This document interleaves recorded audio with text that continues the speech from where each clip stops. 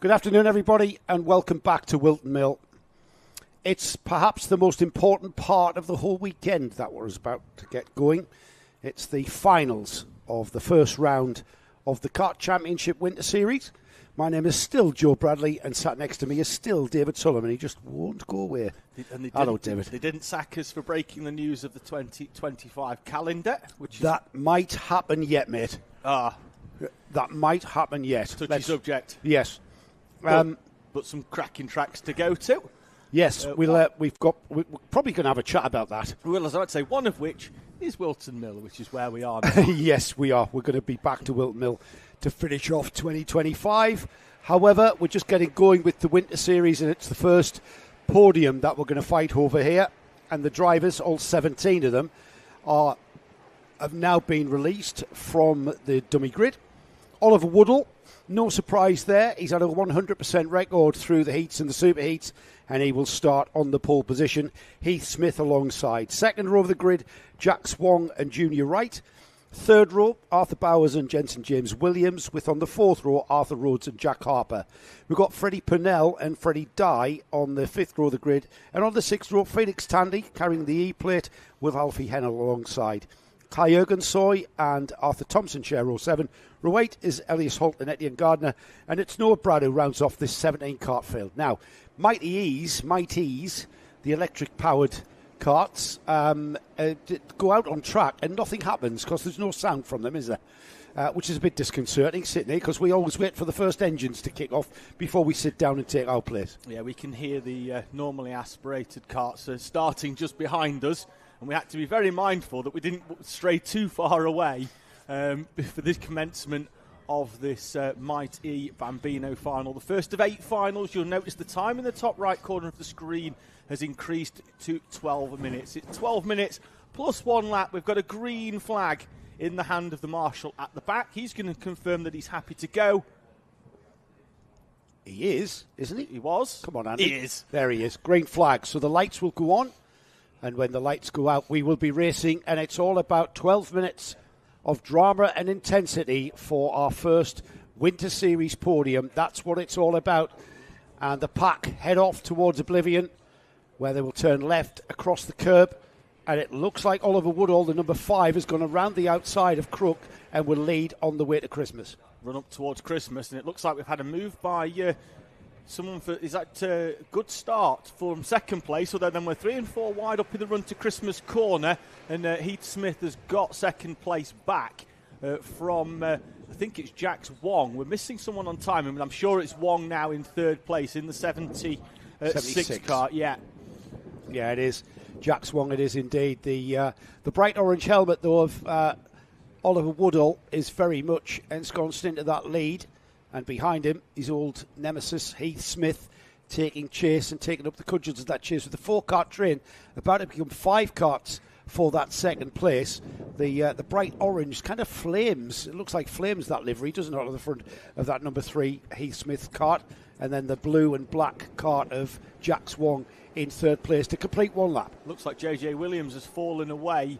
And he's going to be in the middle of this pack, but it's Oliver Woodall who leads us over the timing line at the end of lap number 1 from Heath Smith and Jack Swong. JJ Williams is in 4th place, then it's Purnell, Bowers, Junior Wright, who was the driver that had dropped down the order from his start position, Jack Harper, Felix Tandy and Freddie Dye. Yeah, Felix Tandy moving up 2 places there on lap 1. We'll keep an eye on the E-plate holder. He had a great run at PFI, recovering from a shoulder injury, remember, which he got here for the final round of the 2024 series. I think it was the final round. And Felix just still finding his feet. A little bit of toing and froing in the midfield there, side-by-side action through Parker, and a little bit of a coming together, and that was with the number 7, Jensen James Williams, and Freddie Purnell almost hooking his rear wheels over him there. Freddie Purnell, who's made a great start to this race, making up 4 places on lap number 1, clearly looking very racy at the start of this one. He's had a tough weekend coming through the order, but clearly feels he's got podium pace here in 5th place at the moment, pushing Jensen James Williams. Good to see that the rest of the pack is sticking with as well. We've got a fantastic battle on here, all the way down to the 17 of Freddie Dye. Now Freddie Purnell, he's in the bright yellow kart there, just behind the two in the foreground. These two are just quite happy to stay in each other's wheel tracks. That's Heath Smith with the orange helmet and Jack Swan with the white helmet. Behind them, 3 karts, JJ Williams, Freddie Purnell and Jack Harper. It's JJ Williams on the number 7. That's the yellow one. And then the yellow and blue helmet behind him is Freddie Purnell. And the challenge is coming. Purnell did that the previous lap. He's trying again there, David. And I think Purnell is going to fall back behind Jack Harper. Slowed himself down, didn't he? He did there, Jack Harper, in a good position to try and take advantage. Freddie Purnell, for the second time, trying to make a move down into the left-hander at Wilkins, and the door closed on him. It balks his exit speed. And down the inside goes Jack Harper, as we actually see now these MightEs actually hitting that curb. Now there's more to play for in this final. They're risking a little bit more. Yeah, I think the opinion's still out there, isn't it, as to whether there's time in it to go around the curb or clatter across it. It's usually the Rotax classes haven't got a choice; they've got to clatter across it. Everybody beginning to back up behind Heath Smith now. That's the kart in second place. Oliver Woodall's our leader, and you'll see him just going down the hill in the background. He's already through Ashby's, the right-hand hairpin here. The rest of the field, though, absolutely bumper to bumper. All the way to Parker's now. And again, Purnell with a slightly tighter line into that corner, but it was scouted by those drivers in front of him. And then there's a bit of contact side by side, and we're going to be 3 wide, potentially 4, because Felix Tandy's in the mix as well on the run-up towards the entry to boot.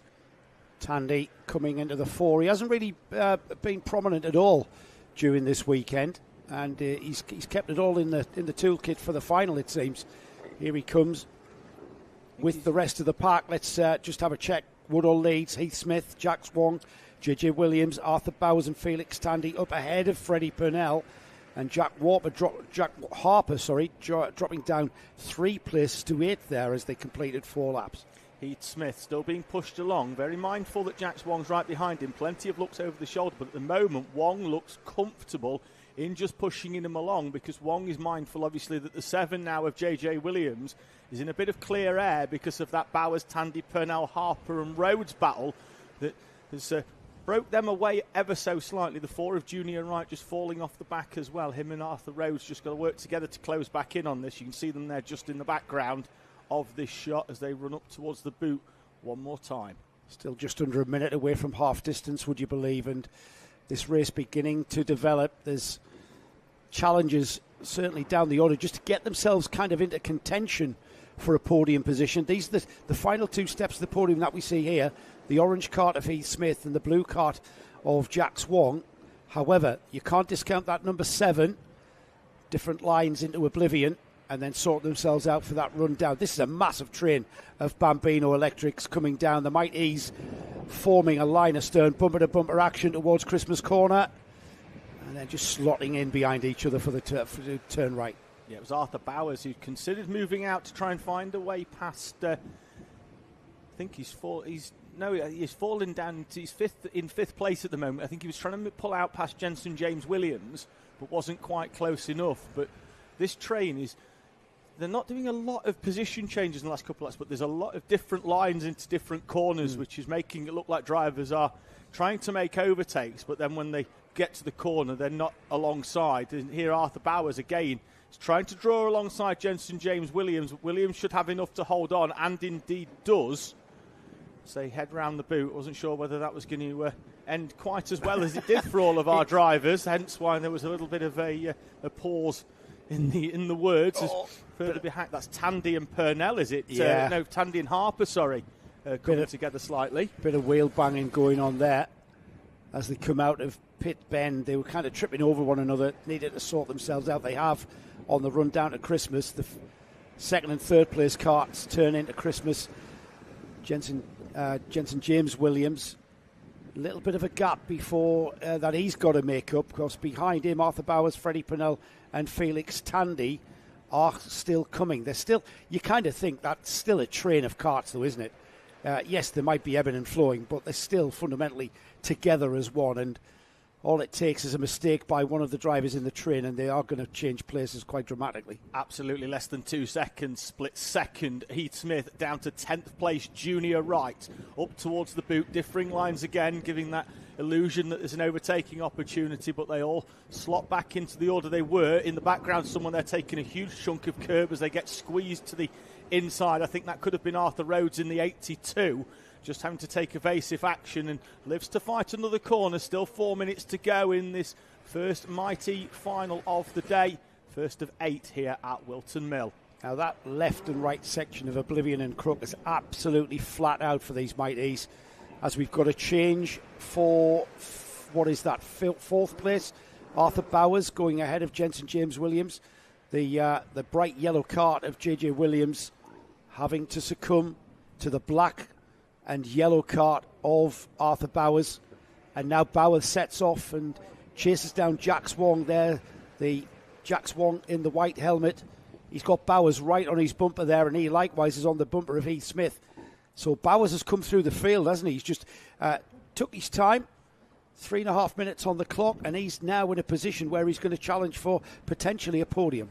Jack Swong, who hasn't particularly had to defend that 3rd place throughout. He seemed content to push Heath Smith and hasn't had to defend, will now have to switch his attention as well behind him to Arthur Bowers. All the drivers really having a little bit of a look as Bowers then takes a tighter line. Thought he was going to try and put a cart down the inside there, but he's moved away from JJ Williams, which means again he doesn't have to defend that run up towards Christmas Corner.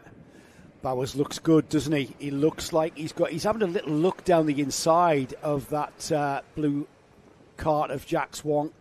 Not quite enough momentum to get alongside, but you can see he's just looking for the areas where perhaps the 2 carts in front of him are a little bit weaker than he is as they head towards Parker now. Heath Smith, Jack Swong, Arthur Bowers. This is JJ Williams coming back to them. If Wong wasn't aware that Arthur Bowers was behind him, he definitely is now, with a prolonged look over the shoulder out of Ashby. And now, as they run up towards the boot, those in the background, again, taking differing lines on entry. It's JJ Williams being very defensive, and that's going to help these 3 battle it out for the 2 steps available on the podium, all being well for Oliver Woodall, who's gapped the field to the tune of nearly 7 seconds. So they cross the line with 2 minutes to go, and Bowers is trying to get through there, is he, Joe? I think he's just having a look, isn't he? He's just having a look. He wasn't alongside, but the 2-minute warning sounds, and this is where we see their personalities change. As Bowers is coming, Bowers down the inside for 3rd. Is he going to be able to make it happen? No, he's not, because the momentum round the top shelf of Christmas Corner benefited Jack Swong, and he hangs on to that 3rd spot. We saw in the superheat how close Arthur Bowers came to snatching a position right at the end by going straight towards the timing line rather than taking the optimum racing line on the final lap. So if you can get a good run in 1.5 minutes plus 1 lap's time, we might have a showdown for the final step of the podium right on the line. None of these drivers want to miss out, but unfortunately one of them will have to. Let's not discount the 4 behind, because coming down the inside of JJ Williams is Freddie Purnell. The door slammed shut, and all the way round the outside there, that's Jack Harper with a opportunistic move that's worked out very nicely for him. Amazing. It's only the Bambinos that can really go too wide towards the Nouvelle chicane, isn't it? Felix Tandy taking the opportunity to try and make up a place as well. I'm not sure if that's come off. Meanwhile, the battle for 3rd continues on towards Christmas Corner. And Bowers comes back at him again, but Wong can go around the outside again, and he does.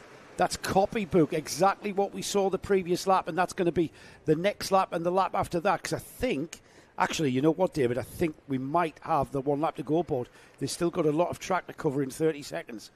We'll find out in a few moments' time, as Jack Swong there really did use the slipstream of Heath Smith to his advantage up the hill to stay in front of Arthur Bowers. Behind them, Jensen James Williams appears to have broken free now that Harper and Purnell were squabbling. That allowed Tandy through as well on the previous lap. So let's not discount him from this battle. Just keeping an eye to see whether the leader crosses timing with enough time, and he does. Two laps to go. Oh, and we're almost 4 wide for 3rd place, is it? Yep. Incredible Bambino battling there into the penultimate lap. 2 wide through Oblivion. Takes a lot of courage, and it's still Jack Swong who hangs on to that.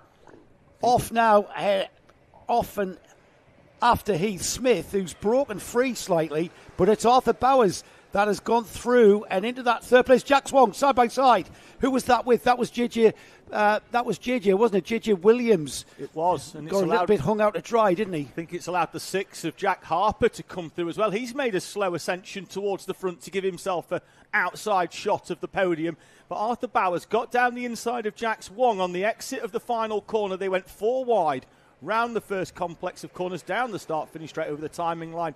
And the top 3 as it stands, Woodall, Smith and Bowers heading to the podium with a lap to go. Lap to go, and this lap's got to be taken without any squabbling, without any fighting over real estate, because they've got to close that gap back to Jack Swong and indeed then back to Arthur Bowers, because Arthur Bowers now closes the gap to second place Heath Smith. He's the orange and yellow helmet that's at the front of this field there. Just going through Crook Corner now, the right-hander, and Bowers right under his rear bumper. It's going to be a challenge, surely.